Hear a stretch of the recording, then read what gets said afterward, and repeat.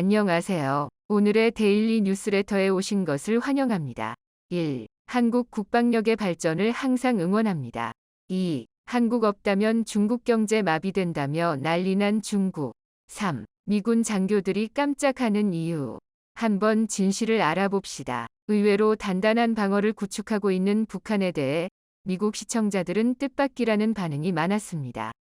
사실상 제2차 한국전쟁을 가정하고 시나리오를 짜고 있는 이 방송은 한국에게도 많은 교훈을 주는데요. 이 영상의 내용을 가만히 되새겨보면 한국이 북한의 위협에 대비해서 어떤 노력을 해왔으며 앞으로는 어떻게 행동해야 할지 알 수 있습니다.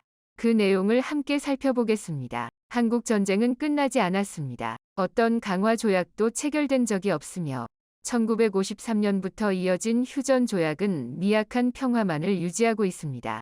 그리고 중무장한 한반도에서는 너무 많은 이해관계가 교차하기 때문에 지속되는 평화를 찾는 것은 모든 국제관계에서 가장 어려운 문제일 수 있습니다. 사실 한국의 교착 상태는 가까운 시일 내에 끝날 것 같지는 않습니다. 그것이 가장 현실적인 시나리오입니다. 만약 교착 상태가 어떻게든 끝나고 다시 전쟁이 발발한다면 미국과 한국의 지도자들은 어려운 문제에 직면하게 될 것이기 때문입니다. 북한은 침략이 거의 불가능하다는 것이죠.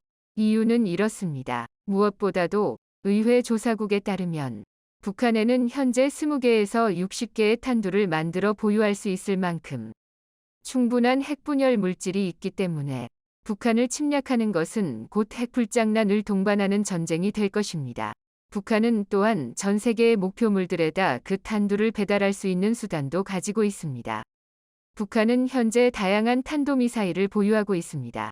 2023년 3월 말 북한은 화성 17형 ICBM 시험 발사에 성공한 것으로 보입니다. 그 물체는 684마일의 홀을 그리며 약 3850마일의 고도에 도달했습니다. 만약 이 물체가 전통적인 탄도미사일 홀을 타고 날아간다면 그것은 9320마일 이상의 사거리를 가질 것이고 이것은 미국 대륙의 어떤 목표물도 명중시킬 수 있을 것입니다. 또한 화성 17은 잠재적으로 1개 이상의 탄두를 탑재할 수도 있습니다. 북한은 사거리 6460마일의 화성 14와 사거리 877마일의 화성 15도 가지고 있는데 이것으로 미국에 있는 대부분의 목표물을 공격할 능력을 얻었죠. 화성 17이 제대로 작동하지 않더라도 여전히 골칫거리입니다. 그리고 바로 거기에 북한을 공격하는 것에 대한 첫 번째 문제점이 있습니다. 옛날이었다면 북한이 전략적으로 보복하는 게 불가능했을 것입니다. 이제 그들은 2차 대전 말에 일본에 투하된 핵폭탄보다 7배 강력한 최대 140노트의 폭발력으로 적어도 도시 여러 개를 날려버릴 수 있는 핵폭탄을 운반할 수 있게 되었습니다. 어떤 형태의 공격이든 이제 거의 확실하게 김정은 일가의 핵보복을 불러일으킬 것입니다. 그것은 미국 본토, 일본, 괌 혹은 다른 곳의 기지를 향해 날아갈 수도 있습니다. 이런 핵 억지력이 작동하고 있는 상황에서 북한 공격은 거의 불가능합니다. 그러나 핵무기가 아니라도 북한은 또 다른 형태의 억지력을 보유하고 있습니다. 북한은 남한의 수도인 서울을 직접 겨냥한 약 6,000개의 재래식 포병 시스템을 가지고 있습니다. 만약 북한이 서울에 전면적인 포격을 가한다면 처음 1시간 내로 20만 명이 회생될 것으로 랜드 연구소는 추정하고 있습니다. 북한에 대한 공격은 현대사회 초유의 민간인 사상자를 방지하기 위해서라도 국경 전역의 목표물에서 이러한 포병 시스템을 신속하게 무력화시키고 시작될 필요가 있습니다.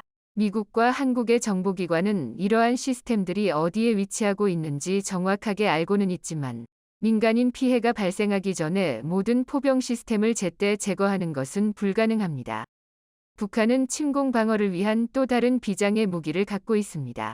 바로 중국 공산당과의 동맹이죠. 북한 정권은 그 존속을 중국의 지원에 의존하고 있습니다.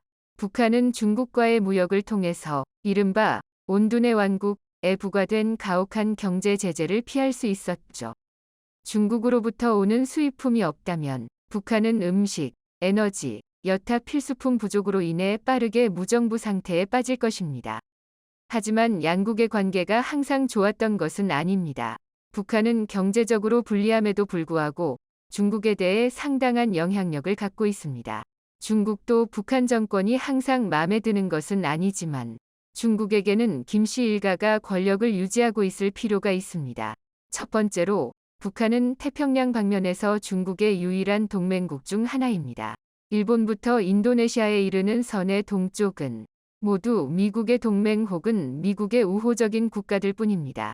지정학 연구자들은 이를 제1도련선이라고 부릅니다.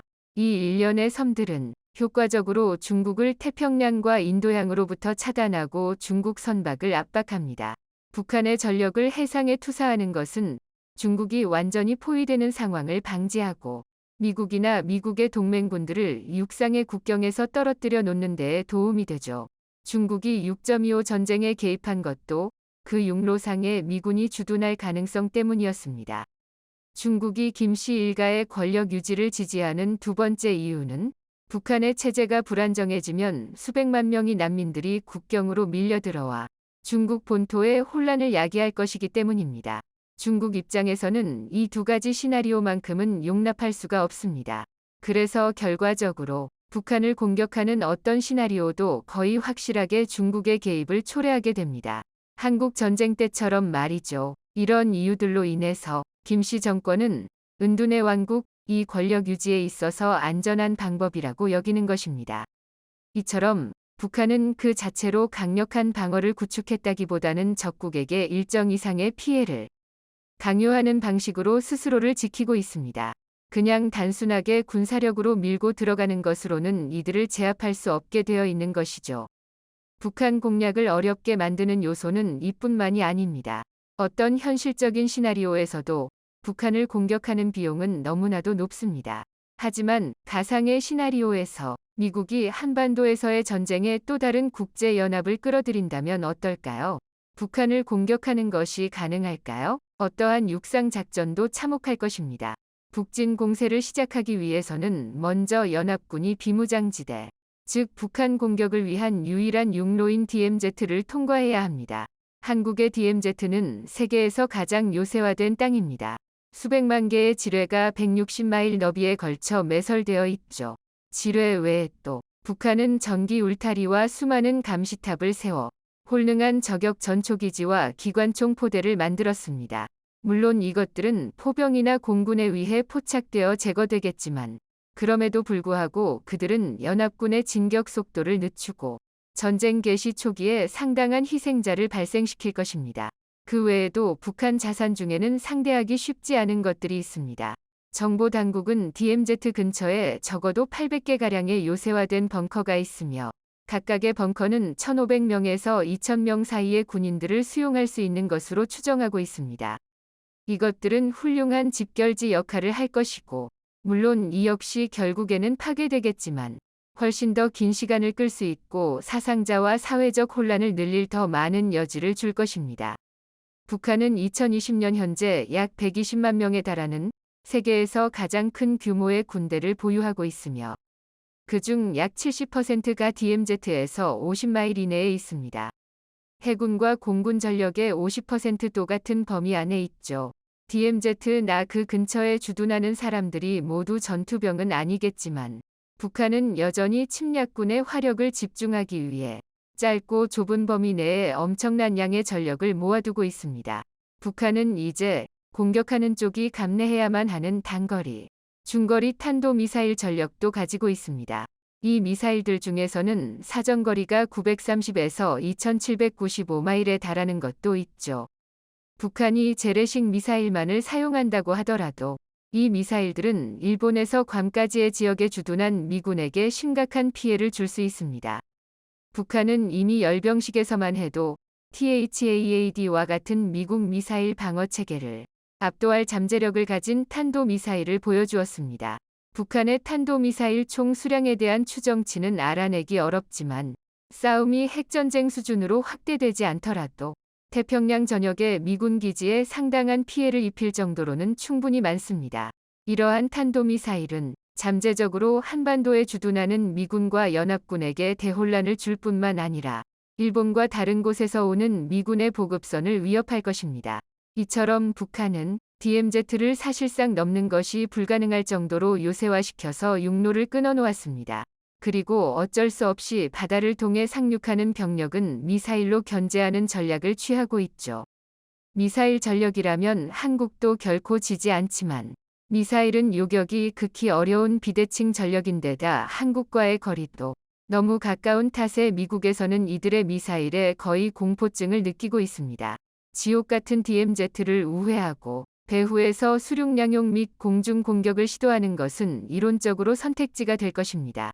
특히 한국의 지원을 받은 미 해군이 빠르게 제해권과 제공권을 장악할 것이기 때문입니다. 북한과의 전쟁 시나리오에서 구원의 은총이 하나 있다면 그것은 북한의 공군력이 약하다는 것입니다. 북한의 전투기 대다수는 미그 17, 19, 21 같은 1950년대 기종입니다. 심지어 북한은 지금도 많은 수량의 프롭기를 사용하고 있습니다. 북한 공군 편대에서 가장 좋은 전투기는 3세대인 미그 23과 4세대인 미그 219, 수-25지만 북한은 아마도 이것들을 고작 12대 정도밖에 작동시키지 못할 것입니다. 기술 격차로 인해 북한의 공군은 압도당할 것이고 미국과 한국 그리고 연합군이 제공권을 장악하는 것은 시간 문제일 것입니다. 하지만 북한은 질적으로 모자란 점을 양으로 보충하죠. 북한에는 수백 대의 항공기가 있는 데다가 제한된 공역만 순찰하면 됩니다. 이 항공기들은 적기나 현대적인 방공 시스템을 마주쳐서 파일럿의 희생을 피할 수 없는 상황에서조차 공격을 방해하고 지연시킬 수 있습니다. 그러나 북한의 항공기만이 공격 측 항공기에 대한 위협은 아닐 겁니다. 북한은 탄도미사일을 실험한 만큼 지대공 미사일도 열심히 실험해왔습니다. 먼저 러시아의 S-300과 유사한 중거리 방공 시스템인 KN-06이 있습니다. 러시아의 S-400에 가까운 장거리 방공 시스템도 2021년 9월에 실험되었습니다. 이러한 시스템과 북한의 대공포병 부대는 현대 항공기에 대해서도 상당한 피해를 입힐 것입니다. 북한이 현대적인 공군력이 부족하다면 훨씬 더 현대적인 방공 시스템으로 어느 정도 보완할 수 있는 것입니다. 다만 북한은 공군력에 투자할 여력이 없었던 나머지 다른 모든 부분을 들어막아 놓고도 공중을 내버려두는 실책을 저질렀습니다. 이제야 그 중요성을 깨닫고 뒤늦게 현대적인 방공 시스템을 개발 도입하고는 있지만 현대 항공기는 방공망에 대한 대비책도 나름대로 다 갖춰져 있죠. 한국의 육군 전력은 전 세계를 기준으로 놓고 보더라도 가공할 수준이지만 최근 들어 KF-21 등 공군 전력 확보에 한국이 열과 성을 쏟고 있는 것은 바로 이러한 북한의 약점 때문입니다. 현대전에서 제공권을 장악한다는 것은 곧 전장을 휘어잡는다는 것. 한국이 투자하고 있는 킬체인과 KF-21을 비롯한 뛰어난 공군력이 작동해서 북한의 비대칭 전력들을 조기에 제압하고 나면 그 뒤로는 한국의 본대라고 할 수 있는 막강한 육군이 밀고 들어가 순식간에 북한을 점령할 것입니다. 최근에 한국이 확보하기 위해 힘쓰고 있는 무기 분야들은 이런 전문가들의 예측과 시뮬레이션을 기반으로 하는 것입니다. 그리고 한국은 그에 발맞춰 세계 어느 나라 못지않게 빠른 속도로 무기 기술을 발전시키고 또 엄청난 양으로 생산하고 있죠. 앞으로도 한국이 그 어느 나라도 넘볼 수 없는 전력을 손에 넣어서 동아시아의 평화의 쐐기가 될 수 있으면 좋겠습니다. 현재 전 세계 이목이 러시아와 우크라이나에 쏠린 가운데 러시아에 대한 제재가 매일같이 새롭게 발표되며 국제사회로부터 더욱더 고립되고 있습니다. 이런 흐름 속에 상당히 긴장하며 다음 타겟은 자신이 될 것이라 노심초사하는 국가는 중국입니다. 미국은 우크라이나에 대한 무제한 지원 법안을 통과시키면서 유럽연합 동맹국들과 함께 러시아를 견제하고 있지만 최근 수개월간의 행보를 보면 아시아 태평양 지역에서 중국을 견제하는 활동이 러시아를 향한 포위망을 구축하는 것보다 더욱더 강력하고 촘촘하게 이뤄지고 있는 것을 확인할 수 있습니다. 서방 세계의 정책적 방향은 러시아에 대한 군사적 견제와 중국에 대한 정치 군사적 견제가 동시에 진행되고 있는 것을 확인할 수 있는데요. 최근 중국이 한국의 IPEF 인도-태평양 경제 프레임워크 참여를 두고 강하게 반발하고 나서며 제2위 사드보복 사태가 일어날 것이라며 경고하고 있습니다. 하지만 한국의 허를 찌르는 반격에 중국은 크게 당황하며 한국과 무한한 경제적 협력을 원한다며 태도를 바꾸고 있는 상황입니다. 한국이 중국에게 어떤 엄포를 놓은 것인지, 그리고 중국이 왜 한국에게, 지난주까지만 하더라도 러시아는 전승절을 위한 의미 있는 성과를 내기 위해 우크라이나를 향한 대공세를 계획했습니다. 하지만 서방의 최첨단 방어무기로 무장한 우크라이나는 쉽게 무너지지 않았고, 도네츠강을 도하하려던 러시아군의 대대급 병력을 완전히 포위선멸하면서 5월 16일 현재는 하르키우 전역을 완전히 탈환하는 등 동부 지역에서도 의미 있는 성과가 나오고 있습니다. 우크라이나군은 여기서 그치지 않고 이지움 지역까지 진격해 본격적인 돈바스 탈환 계획을 세우고 있는 것으로 알려졌습니다. 우크라이나 전황이 러시아에게 불리하게 돌아간 것은 이미 오래되었지만 돈바스 친러 반군과 결탁한 지역마저 우크라이나가 탈환하는 것이 코앞으로 다가오고, 이 모든 사태를 계획하고 준비한 푸틴은 대통령으로서의 입지가 흔들리는 상황에 중국이 매우 긴장하고 있습니다. 러시아가 이대로 서방에게 무너진다면 자연스럽게 다음 타겟은 중국이 될 것이며, 실제로 미국을 중심으로 한 서방 세계는 그동안 서방 세계로부터 탈취한 기술과 지적재산권 도용으로 막대한 발전을 해온 중국이 무역 흑자금을 바탕으로 군사력을 키워서 서방 세계를 겨냥해 군사적으로 확장하는 것을 제대로 교육시켜 놓겠다는 입장입니다. 중국의 무역 구조를 살펴보면 최대 무역 흑자국이 미국이며 그 다음은 유럽입니다. 중국이 무역을 통해 이익 보는 것의 절반 이상이 중국과 적대적인 서방국들로부터 나오고 있기에 적대국에 대한 무역 의존도가 매우 높은 상황입니다. 반면 중국과 친하게 지내는 국가들은 거의 없지만 러시아와의 무역 규모는 15위권 밖으로 사실상 중국 무역에 있으나 만화한 수준입니다.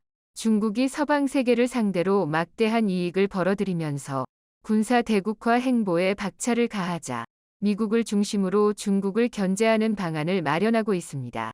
최근 미국은 IPEF 인도 태평양 경제 프레임워크를 통해 아시아 태평양 지역에서 진정한 자유무역 구조를 만들고, 궁극적으로는 중국의 경제적 고립을 유도하고 있습니다. 아시아 태평양 지역의 경제협력 플랫폼은 크게 두 가지가 있습니다. 먼저 중국 주도의 RCEP 영내 포괄적 경제 동반자 협정과 일본 주도의 CPTPP 환태평양 경제 동반자 협정이 있습니다. 미국이 준비 중인 IPEF는 위의 두 가지 플랫폼을 뛰어넘는 관세 철폐와 미국 주도의 무역 촉진을 기반으로 하고 있습니다. RCEP와 CPTPP가 가지지 못하는 IPEF의 가장 큰 장점은 바로 미국이 참여한다는 것입니다. 미국은 세계 최대의 소비 국가 중 하나로 중국이 미국을 상대로 가장 큰 무역 흑자를 내는 만큼 많은 국가들이 미국과 무역을 하고 싶어 합니다. 한국 역시 미국을 상대로 막대한 무역 흑자를 거두고 있으며 베트남마저 미국에게 가장 큰 무역 흑자를 거두고 있습니다. 그렇기에 경제협력 플랫폼에서 미국의 참여는 매우 중요하며, 미국이 IPEF를 만드는 목적은 참여국들에게 미국 시장을 개방할 테니 중국을 견제하라는 뜻을 포함하고 있습니다. 경제 전문가들은 IPEF가 실현되면 중국 경제의 좋은 시절은 다 갔다고 전망하고 있습니다. 중국의 막대한 성장률을 뒷받침하던 미국 시장과 유럽 시장을 다른 국가들에게 빼앗기게 되면서 중국의 성장 동력이 점차 사라질 수밖에 없다는 뜻입니다. 현재 IPEF에는 인도를 비롯한 아세안 국가들 그리고 남미 국가들까지 셀 수 없을 만큼 많은 국가들이 참여를 앞두고 있으며 한국도 가입을 공식화했습니다. 하지만 한국이 IPEF에 가입하겠다는 뜻을 밝히자 중국에서는 즉각적으로 민감하게 반응하며 제2위 사드보복을 보여주겠다는 상황입니다. 하지만 한국에서는 중국의 이런 태도에 할테면 해보라는 태도로 강하게 나오자 러시아처럼 국제사회로부터 고립될 위기감을 느낀 중국은 한국에 대한 경제보복 가능성을 일축하며 한국과 무한한 협력을 원한다고 태도를 바꾸고 있습니다.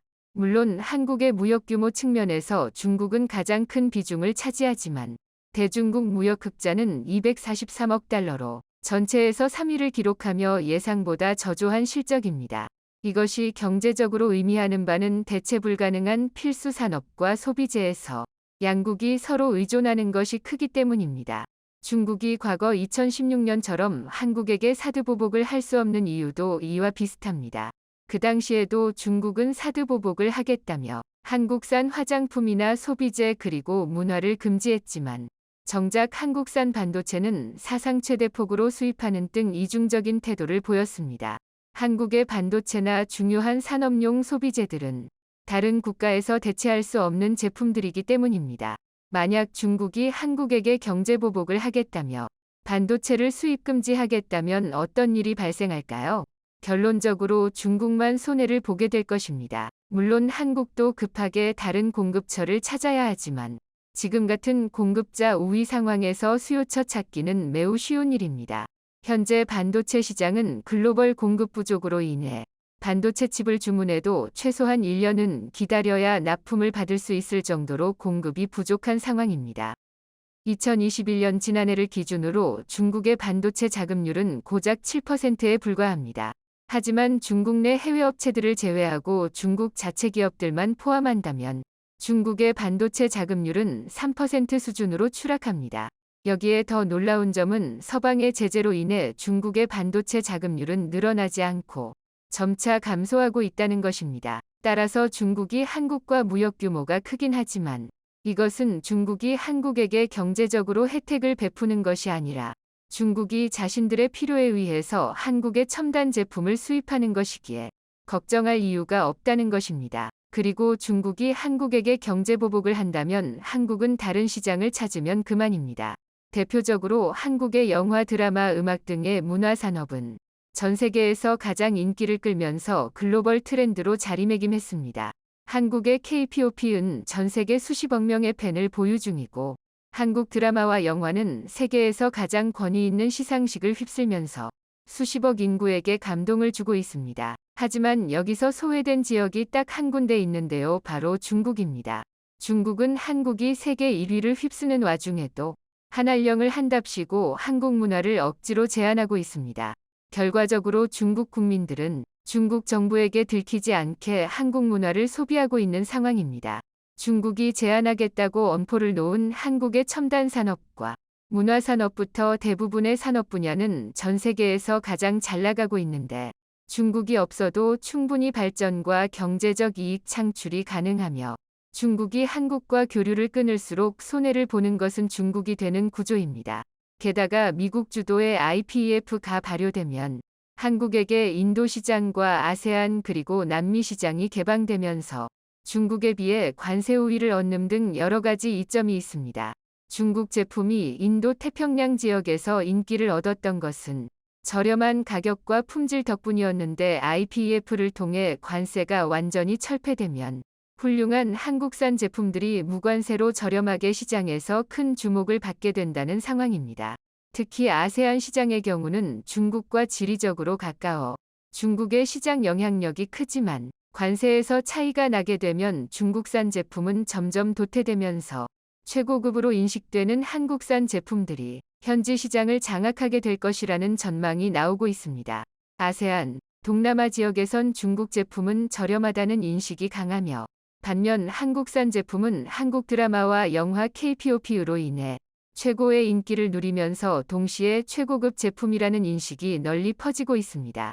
동남아 현지 시민들은 한국 제품을 사용하고 싶어도 관세 등의 이유로 비싸서 사용하지 못했지만 관세가 철폐되면서 중국 제품에 비해 완전한 비교 우위를 가지게 되면 동남아 시장도 한국이 완전히 접수하게 된다는 상황입니다.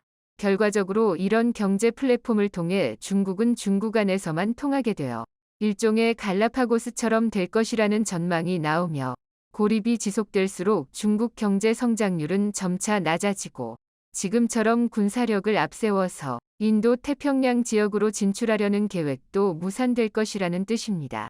중국이 발전하는 것이 줄어드는 만큼 그 파이는 중국 이외의 협력국들이 나눠 가지며 글로벌 시장 경제는 더욱 튼튼해진다는 전망입니다. 중국의 제로 코로나 정책도 큰 타격을 받고 있습니다. 오늘로 상하이 봉쇄 50일차를 기록하면서 중국 경제와 공급망이 마비되고 있는 상황입니다. 최근 미국과 아세안의 정상회담으로 중국 경제에 대한 포위망이 가까워지고 있지만 중국은 시진핑 정권의 실적을 위해 경제 성장률을 포기하면서까지 높은 수준의 방역 정책을 유지하고 있습니다. 글로벌 신용평가 기관들은 올해 중국의 경제 성장률 전망치를 3% 수준으로 예상하며 본격적인 저성장 기조에 돌입할 것이라 내다보고 있습니다. 한국 역시 중국과 비슷한 3% 수준이지만 한국은 1인당 국민소득이 3만 달러를 넘어 4만 달러로 향해 가고 중국은 1인당 국민소득이 이제 1만 달러를 넘었다는 점에서 중국의 성장률 정제는 매우 중요한 지표입니다. 최근 중국이 한국을 향해 사드보복 당시와 같은 경제보복을 예고했지만 한국의 대응에 오히려 국제적 고립만 자초하고 있는 상황입니다. 지난 8월 31일 포천 주한미군 로드리게스 사격장에서 한국과 미국의 을지 프리덤 실드 UFS 훈련이 진행되었습니다. 코로나로 인해 한미 합동훈련이 축소된 지 몇 년 만에 진행된 대규모 합동훈련으로 1000명 이상의 한국군과 미군이 집결해 대규모 실사격 훈련을 진행하며 한미 동맹이 굳건함을 적성국들에게 과시했습니다. 그런데 이번 훈련에서 미군의 기갑부대가 매우 소극적으로 사격하는 반면 한국군은 신나게 싸대며 포성을 지천에 울리는 대비되는 모습을 보여주었는데요. 이러한 한국군의 기갑부대의 모습을 보고 훈련에 참가한 미국 기갑부대 전 차장이 매우 놀랐다고 인터뷰를 했습니다. 일본 자위대와도 훈련을 해봤지만 한국군의 수준은 그와 비교도 되지 않는다고 극찬했는데요. 또한 두 가지 부분에 있어서는 미군보다 한국군이 뛰어나다고 말해 화제가 되고 있습니다. 미 육군 소속 존 모레노 하사는 미국의 주력 전차 M1A1 위 전차장으로 이번 을지 프리덤 실드 훈련에 참가했는데요. 한국군의 K2 전차와 함께 사격 훈련을 실시하며 한국 기갑부대의 기동에 매우 감탄했다고 말했습니다. 산악지형이 많은 한국의 특성상 한국 전차들은 야지 기동에서 매우 뛰어난 성능을 보여주는데요. 험지를 거의 날아다니는 듯 주파하며 사격하는 한국 기갑부대의 모습에 미군이라도 이건 따라할 수 없다고 말했습니다. 또 한 가지 인상적이었던 부분으로 한국군의 실세 없는 사격을 손꼽았는데요. 한국군의 K2 흑표 전차, K9 자주포들은 포탄을 아끼지 않고 마치 실전을 방불케 하는 화력을 선보였다고 말했습니다. 같은 사격장에서 K2 전차로 작전을 수행한 한국군과 달리 우리 승무원들은 9달의 훈련 동안 주포를 발사한 것은 이번이 단 두 번째에 지나지 않았다. 이는 병사들이 가능한 빠르게 연사할 수 있도록 잘 훈련되도록 한다. 라고 말하며 한국군과의 협력이 순조롭게 이루어지고 있어 북한과의 전쟁이 발발한다 해도 문제없을 것이라 말했습니다. 이처럼 한국 기갑부대의 운용 실력에 감탄한 모습을 보여주었는데 한 가지 의문점이 드는 부분이 있습니다. 미군보다 한국군이 더 사격 훈련을 자주 했다는 것인데요. 탄피도 죽지 않으며 연사로 사격하는 미군의 모습을 기억하고 있는 우리로선 이해가 가지 않는 부분입니다. 그런데 현재 미군의 탄약 비축량이 바닥을 드러내고 있어 미군이 훈련에 쓸 탄약도 부족하다는 소리가 들려오고 있습니다. 천조국이라고 불릴 만큼 보급에 진심이었던 미국이 탄약이 부족하다니 우리가 모르는 곳에서 전쟁이라도 시작한 것일까요? 사실 현재 미국은 전시나 다름없을 정도로 엄청난 탄약을 소비하고 있습니다. 현지 시각 29일 미국 유수의 경제지 월스트리트 저널에서 현재 미군의 탄약 재고가 고갈 상태라는 긴급 보도가 올라왔습니다. 미국 국방부 관계자의 말에 따르면 현재 미군이 보유하고 있는 155mm 포탄 재고 상황이 불안할 정도로 낮은 상태라고 하는데요. 당장은 미군이 교전을 벌이는 전장이 없기 때문에 심각하지는 않지만 전투를 수행하기에는 부적합한 수준이라고 말했습니다. 155mm 포탄은 서방의 주력 견인포, 자주포에 쓰이며 현대 육군 화력의 50%를 차지한다고 해도 과언이 아닐 정도로 중요한 군수물자이기에 155mm 탄이 부족하다는 것은 육군이 제 기능을 할 수가 없음을 의미합니다. 이러한 미군의 탄약 부족의 원인은 다름 아닌 우크라이나 전쟁이었습니다. 러시아의 우크라이나 침공이 시작되고 미군은 우크라이나에 천문학적인 액수의 군수물자를 지원해주고 있는데요. 그 중에는 약 80만 발에 달하는 155mm 포탄도 포함되어 있었습니다.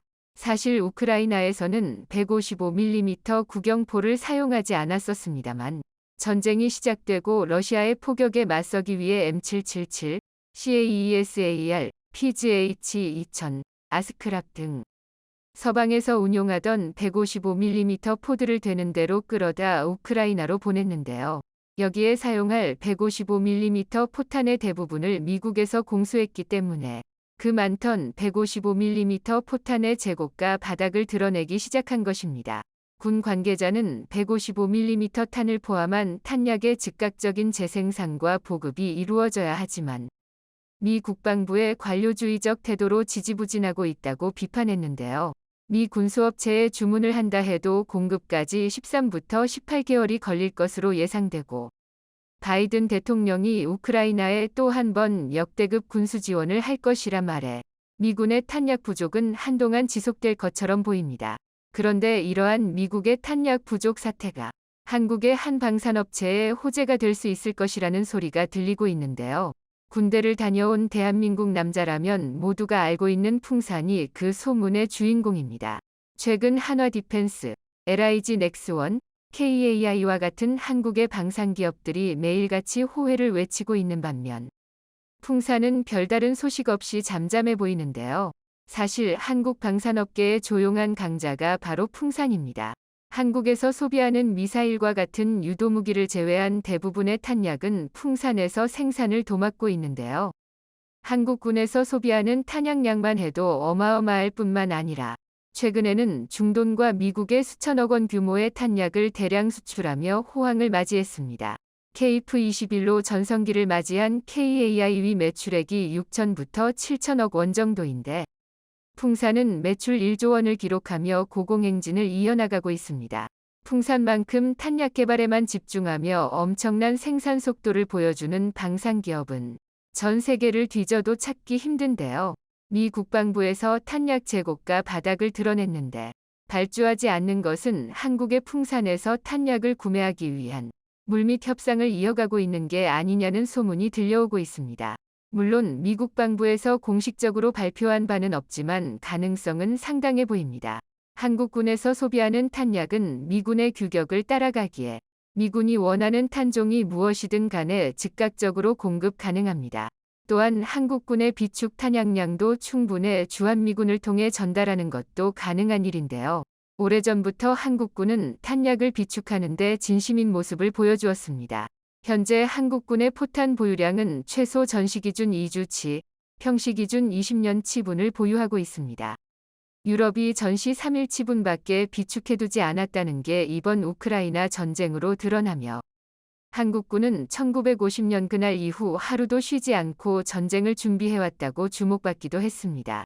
한국군이 화력의 진심이란 걸 보여준 악명 높은 에피소드가 있는데요.